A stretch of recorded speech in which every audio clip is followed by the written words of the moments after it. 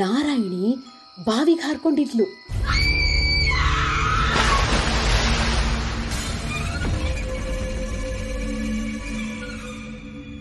ಹೆಡೆ ಬಿಚ್ಚಿತು. ನಮ್ಮ ಕಡೆ ಹಾರುವಂತೆ ಮೂತಿಯನ್ನಷ್ಟೇ ಮುಂದೆ ತಂದು ಭೂತ್ಕರಿಸ್ತು.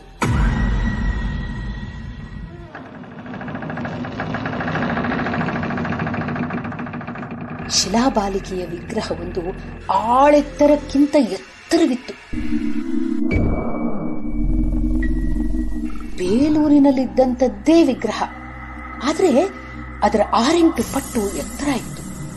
ಕಣ್ಣು ಕೆರೆದುಗೊಳಿಸಿ ನೋಡಿದ್ರೆ ಆ ಶಿಲಾ ಸುಂದರಿಯ ಸೊಂಟವನ್ನ ಹೊಂಬಣ್ಣದ ಹಾವೊಂದು ಸುತ್ತಕೊಂಡಿತ್ತು.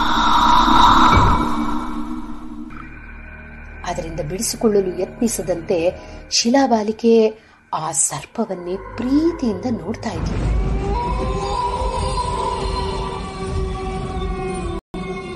ಕಥೆ ನಾಳೆ ಬಾ.